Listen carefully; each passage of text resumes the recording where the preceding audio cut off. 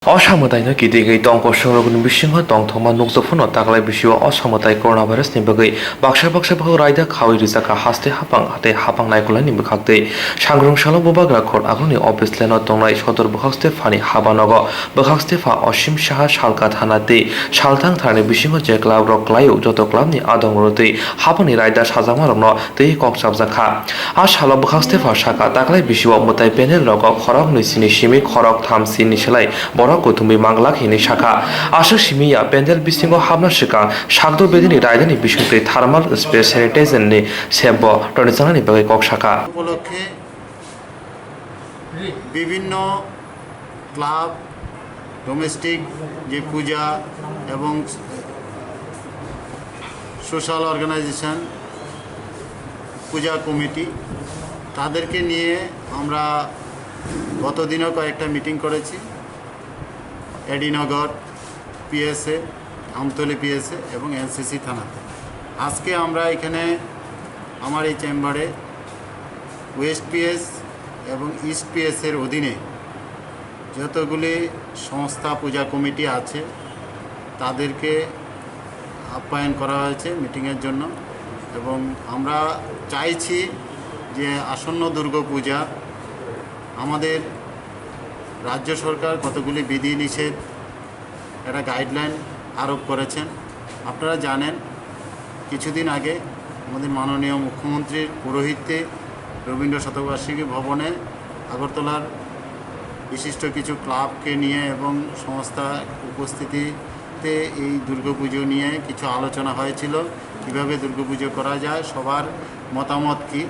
এরপরেই একটা গাইডলাইন রাজ্য সরকার বেঁধে দিয়েছে এবং আমাদের মাননীয় ডিএম সাহেব এটাকে ফর্মুলেট করে একটা পারমিশনের জন্য একটা ফরম্যাট করে দিয়েছেন, যেখানে পূজা করার জন্য ফায়ার সার্ভিস, এএমসি অথবা যার জায়গা যেখানকে পূজা করবেন তাদের অনুমতি নেওয়া, পুলিশের অনুমতি নেওয়া এবং পুজোর প্যান্ডেল কী হবে, সেই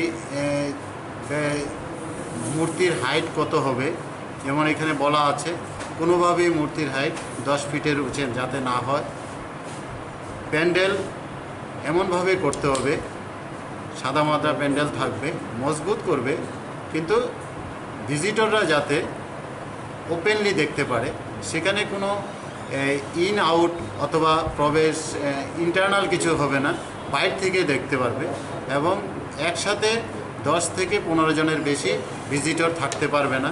পুজো কমিটি এই ব্যবস্থাপনা রাখবেন, পর্যাপ্ত ভলেন্টিয়ার রাখবেন এবং থার্মাল স্ক্যানার দিয়ে সবাইকে দেখতে হবে। যার জ্বর অথবা হাই ফিভার দেখা যায় তাহলে হেলথের সাথে যোগাযোগ করে তাকে হেলথের আন্ডারে দিয়ে দিতে হবে যার পরবর্তী ব্যবস্থাপনা নেওয়ার জন্য। পাশাপাশি স্যানিটাইজার ব্যবস্থা রাখতে হবে, হ্যান্ড স্যানিটাইজারের ব্যবস্থা রাখতে হবে।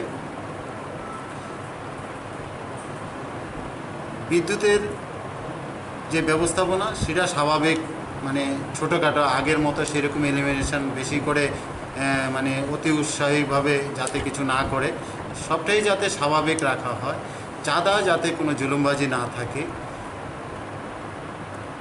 এরকম সমস্ত ব্যবস্থাপনা।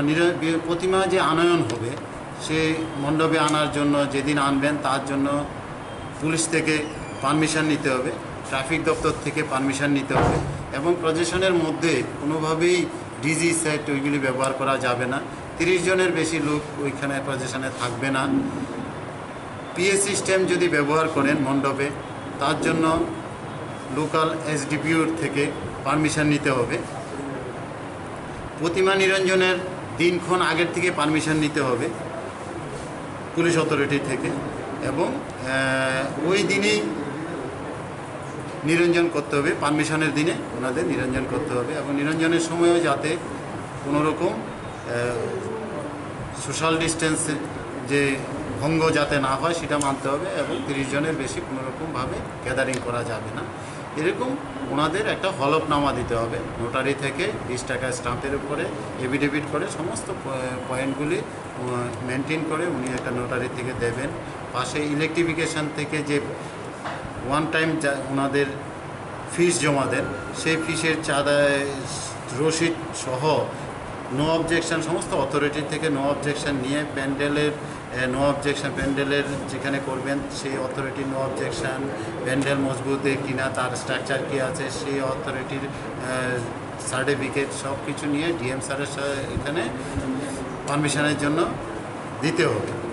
ওইখান থেকে পারমিশন পাওয়ার পরেই কিন্তু পুজো করতে পারবে এবং কোনোরকম প্রসাদ থাকতে পারবে না।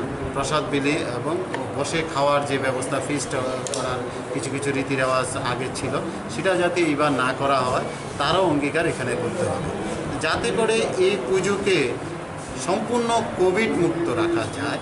কোভিডের যে বিধানগুলি, কোভিড-19 যে বিধানগুলি আছে, স্বাস্থ্য বিধানগুলি আছে, এটি পুরোপুরি মেনে এই পুজো কমিটিগুলি পুজো করতে হবে। যদি কেউ তার অন্যতা হয় তাহলে আইনানুগ ব্যবস্থা নেওয়া হবে। পূর্ব থানা, পূর্ব পশ্চিম থানা এলাকায় সরকারি নতুন ক্লাব নতুন করার নাম বা স্বীকৃতি পেয়েছে। এখন পর্যন্ত জাস্ট আমরা পারমিশনের পর্যায়ে আছি।